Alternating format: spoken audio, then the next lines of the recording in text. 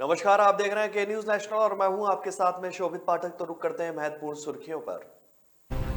रूस हर उस बम का भार महसूस करेगा जिसे उसने यूक्रेन पर गिराया है, जेलेंस्की की पुतिन को चेतावनी।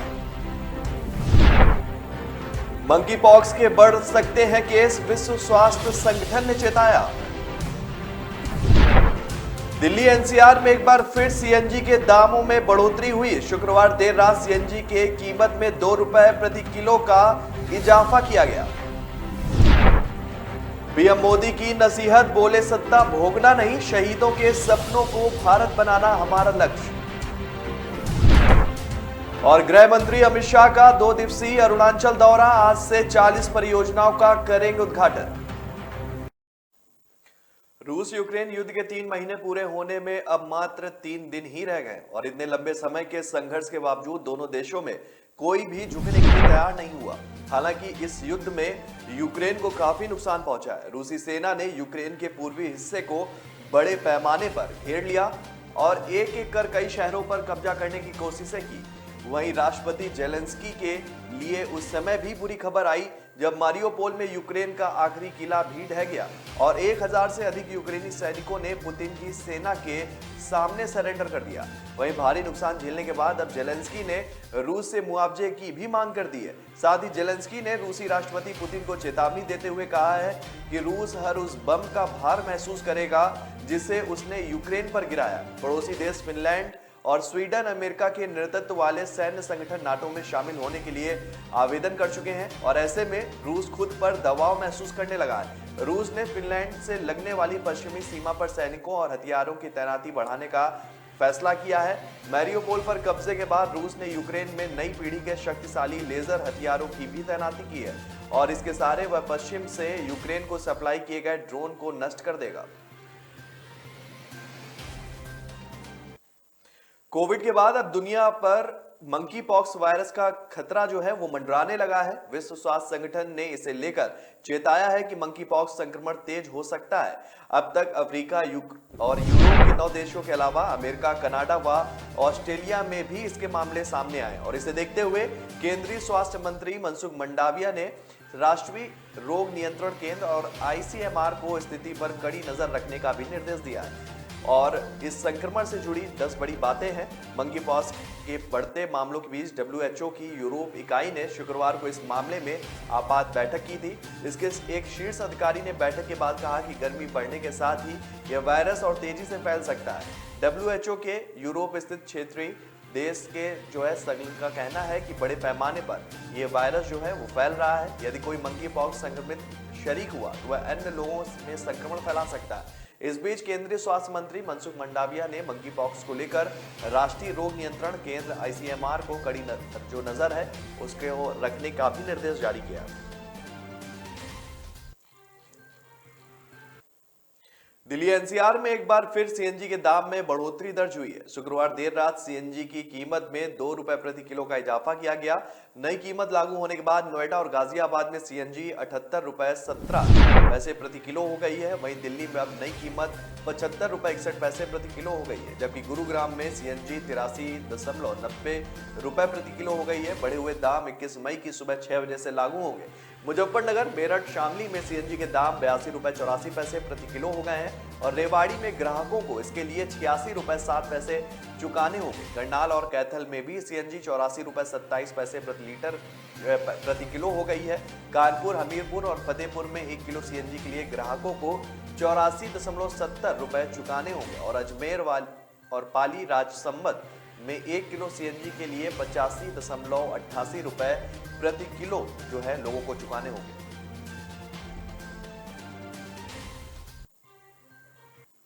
प्रधानमंत्री नरेंद्र मोदी ने लगातार मिल रही चुनावी सफलताओं के कारण अति आत्मविश्वास हावी होने के प्रति नेताओं और कार्यकर्ताओं को सचेत किया है। जयपुर में भाजपा के राष्ट्रीय पदाधिकारियों को संबोधित करते हुए प्रधानमंत्री मोदी ने कहा कि हमारा लक्ष्य सत्ता भोगना नहीं बल्कि आजादी के जंग में जीवन खपाने और कुर्बानी देने वाली विभूतियों के सपनों को भारत जो है उसको उसमें साकार करना है। पीएम मोदी ने वंशवाद, परिवारवाद की राजनीति को देश के लोकतंत्र के लिए खतरनाक बताते हुए विकासवाद की राजनीति के जरिए और इससे मुकाबला करने का आह्वान किया। उन्होंने पार्टी का प्रभाव समाज के सभी तबकों क्षेत्रों तक बढ़ाने के लिए सभी लाभार्थियों से संपर्क करने का सुझाव दिया है। मोदी ने कहा कि एक बार मन में चैन से बैठने का भाव पैदा हो सकता है और इसके स्वाभाविक कारण भी है। पार्टी की 18 राज्यों में सरकार है और देश भर में 1500 विधायक, लोकसभा में 400 सांसद हैं। राज्यसभा में पार्टी को शतक लगाने का गौरव भी प्राप्त हुआ है। सत्ता भोग ही करना है तो इस विशाल देश में किसी में आराम करने का स्वभाव पैदा हो सकता है, मगर हमें अपना लक्ष्य नहीं भूलना है। पीएम ने कहा कि भाजपा ने देश को नैराश्य से बाहर निकाला है और 8 साल पहले तक देश के लोगों को सरकारों से अपेक्षा आकांक्षा नहीं रह गई थी। देश में गंभीर बीमारियों से पार नहीं पा सकने के बाद किसी तरह जीवन गुजारने की प्रवृत्ति हावी हो चुकी थी। सरकार भी जवाबदेही से दूर जा चुकी थी। हालांकि साल 2014 के लोकसभा चुनाव में जनता ने नया इतिहास लिखने का फैसला किया। भाजपा के प्रति विश्वास, स्नेह और भरोसा बढ़ा। लोगों की इसी बड़ी अपेक्षा का पूरा करना हमारे लिए एक चुनौती है।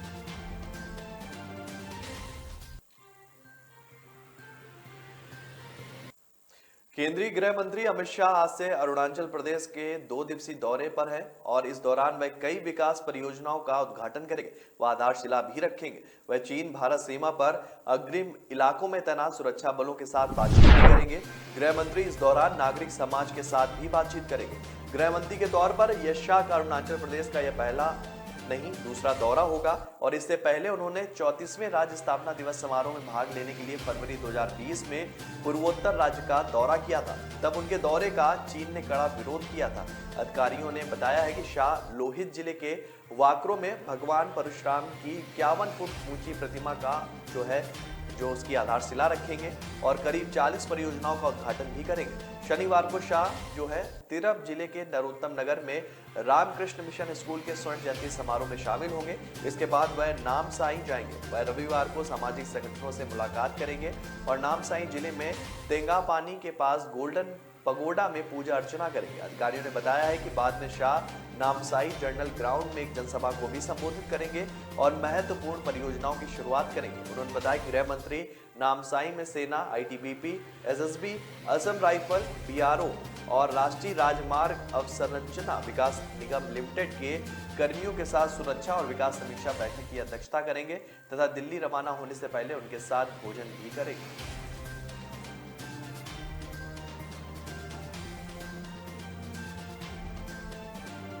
तो ब्रेक पर जाने से पहले रुक करते हैं महत्वपूर्ण सुर्खियों पर। रूस हर उस बम का भार महसूस करेगा जिसे उसने यूक्रेन पर गिराया है, जेलेंस्की की पुतिन को चेतावनी।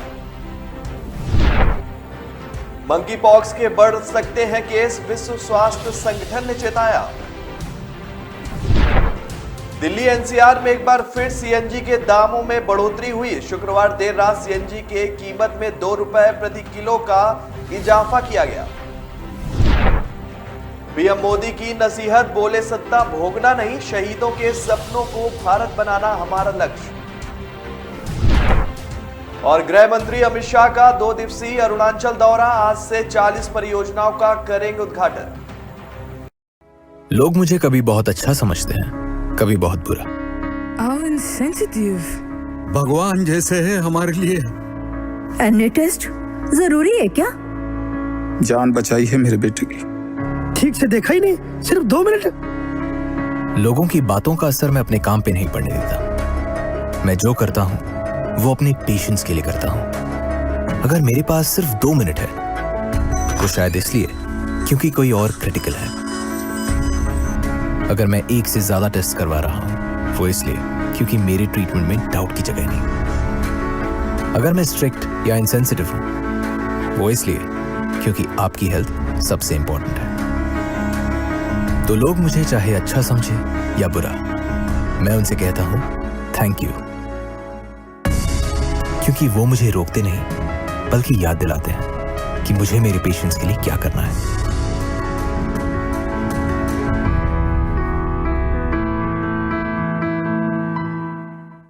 ब्रेक के बाद फिर स्वागत है आपका। रुक करते हैं आगे की खबरों पर। केंद्र सरकार का 8 वर्ष का कार्यकाल पूरा होने पर शिमला में राष्ट्रीय कार्यक्रम के अलावा राज्य और जिला स्तरीय कार्यक्रम भी होंगे। देश के सभी प्रदेशों में राज्य स्तरीय कार्यक्रम, मुख्यमंत्री और जिला स्तर के कार्यक्रमों की केंद्रीय मंत्री या सांसद अध्यक्षता करेंगे। 31 मई को सुबह 10:15 बजे से 10:30 बजे तक और 13 योजनाओं के लाभार्थियों से सभी राज्यों और 773 जिलों में संवाद होगा। शिमला में होने वाले राष्ट्रीय कार्यक्रम में कई केंद्रीय कैबिनेट मंत्री भी शामिल नहीं होंगे। अपने अपने संसदीय क्षेत्रों और प्रदेशों में रहकर केंद्रीय मंत्री वर्चुअल तौर पर राष्ट्रीय कार्यक्रम में शामिल होंगे। केंद्र सरकार ने राष्ट्रीय कार्यक्रम का शेड्यूल तय कर दिया है और प्रधानमंत्री नरेंद्र मोदी 10:55 पर शिमला में होने वाले कार्यक्रम में पहुंचेंगे और इससे पहले राज्य और जिला स्तरीय कार्यक्रम संपन्न हो जाएंगे। राज्यों और जिलों में होने वाले कार्यक्रमों में 31 मई को सुबह 9:45 बजे लाभार्थी जुट जाएंगे और 10:15 बजे तक केंद्र सरकार की विभिन्न योजनाओं को दर्शाती प्रदर्शनियां भी जो है वो दिखाई जाएंगी। करीब 11:15 बजे प्रधानमंत्री शिमला से वर्चुअल तौर पर कुछ राज्यों के लाभार्थियों से भी चर्चा करेंगे। इसी दौरान प्रधानमंत्री किसान सम्मान निधि की 11वीं किस्त भी जारी करेंगे और इसके बाद प्रधानमंत्री का शिमला स्थित ऐतिहासिक रिज मैदान से संबोधन होगा। हिमाचल प्रदेश के मंत्री भी 31 मई को शिमला की जगह जिला स्तर पर होने वाले कार्यक्रमों में मौजूद रहेंगे। स्थानीय विधायक और शहरी विकास मंत्री सुरेश भारद्वाज ही मुख्यमंत्री जयराम ठाकुर के साथ शिमला में होने वाले राष्ट्रीय कार्यक्रम में मौजूद रहेंगे। सांसदों से भी जिला स्तरीय कार्यक्रम में मौजूद रहने को कहा गया है।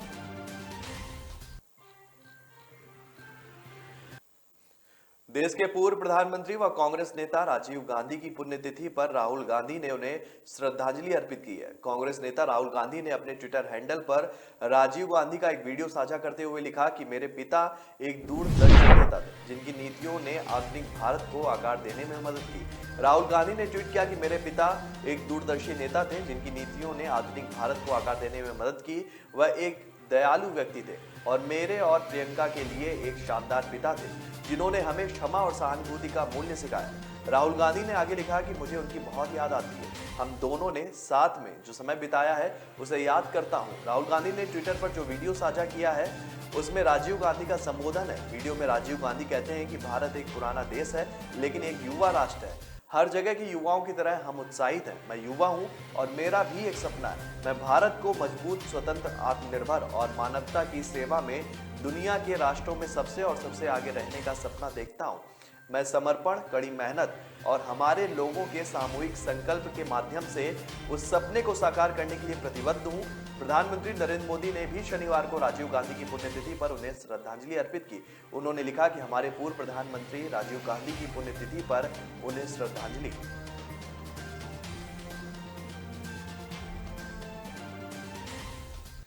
दुनिया के कई देशों में एक बार फिर से कोरोना का लहर शुरू हो गया और इसमें एशियाई देश उत्तर कोरिया सबसे अधिक प्रभावित है। उत्तर कोरिया में 20 दिन में 20 लाख लोगों को बुखार ने अपने चपेट में ले लिया है। हालात ऐसे हैं कि अस्पताल में सारे बेड फुल हैं। लोगों का इलाज घर पर ही हो रहा है। तानाशाह किम जोंग उन ने आपात बैठक बुला ली है। कई शहरों में सख्त लॉकडाउन भी लगा दिया गया।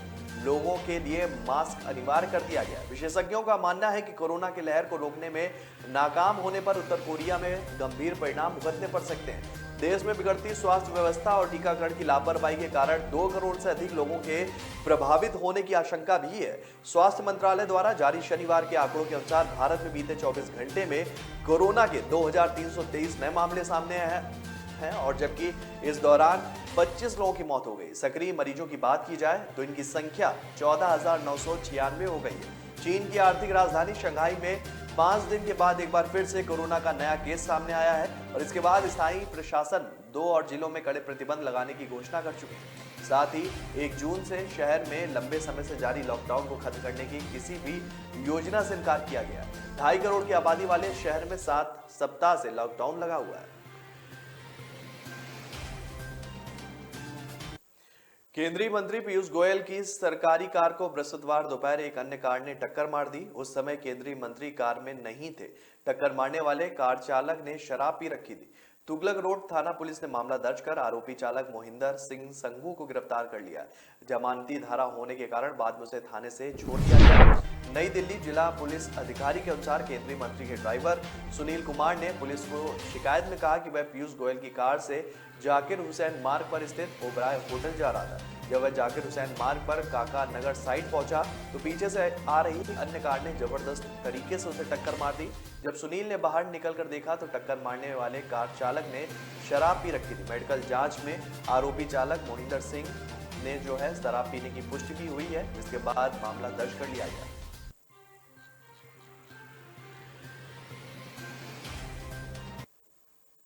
उपराज्यपाल मनोज सिन्हा ने कहा है कि कश्मीर घाटी में काम कर रहे कश्मीरी पंडितों की सुरक्षा चिंताओं सहित उन लोगों को पेश आ रही समस्याओं का हल किया जाएगा। अल्पसंख्यकों और कश्मीरी पंडित सहित कश्मीर के हर निवासी को सुरक्षित रहने का अधिकार है और हम इस दिशा में प्रयास कर रहे हैं। उपराज्यपाल सिन्हा ने श्रीनगर में एक कार्यक्रम के दौरान पत्रकारों से कहा कि घाटी में रहने वाले कश्मीरी पंडितों को नहीं जाना चाहिए, क्योंकि घाटी के स्थानीय निवासी भी चाहते हैं कि वे वहीं रहे। हम कश्मीरी पंडितों की सुरक्षा सहित उनकी सभी चिंताओं को ध्यान में रखेंगे। मेरा उनसे अनुरोध है कि धैर्य रखें। कश्मीर के लोग भी चाहते हैं कि बहुधार्मिक संस्कृति और सद्भाव कायम रहे। जो भी समस्याएं मेरे संज्ञान में लाई गई हैं, हम उसका समाधान करने का भी प्रयास करेंगे। कश्मीरी पंडित कर्मचारी राहुल भट्ट की दुर्भाग्यपूर्ण हत्या की विशेष जांच टीम जांच कर रही है। उन्होंने घाटी में सुरक्षा स्थिति खराब होने संबंधी नेशनल कॉन्फ्रेंस के नेता उमर अब्दुल्ला, पीपुल्स डेमोक्रेटिक महबूबा मुफ्ती के दावों के बारे में पूछे गए एक सवाल में कहा कि मैं पहले और अब के आंकड़ों का जिक्र करना चाहूंगा।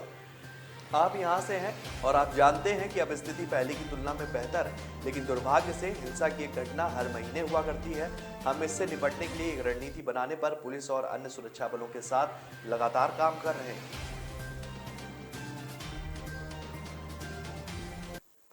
तो ब्रेक पर जाने से पहले रुक करते हैं महत्वपूर्ण सुर्खियों पर।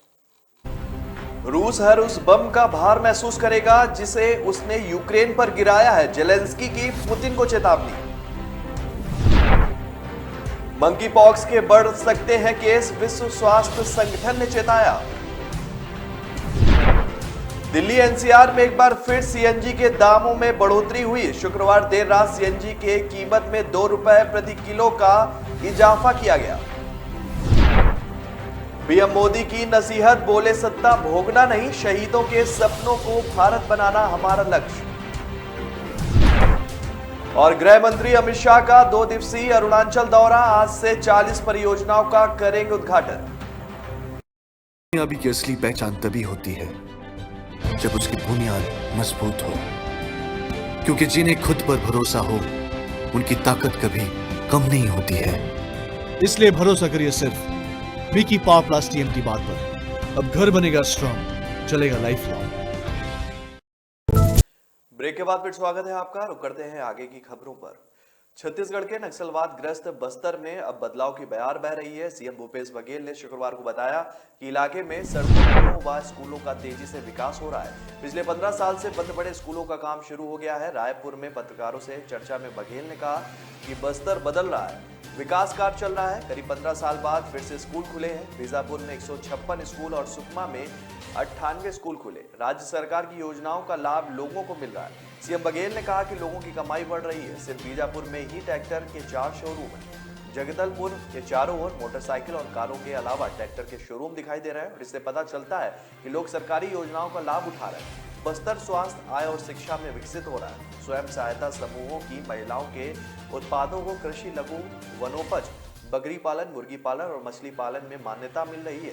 सभी शहरों में सी मार्ट भी खुल रहे हैं। बघेल ने शुक्रवार को अपने भेंट मुलाकात अभियान के तहत बस्तर के भानपुरी में स्थायी लोगों से बातचीत की और इस मौके पर उन्होंने क्षेत्र के लोगों के लिए कई सुविधाओं की भी घोषणा की।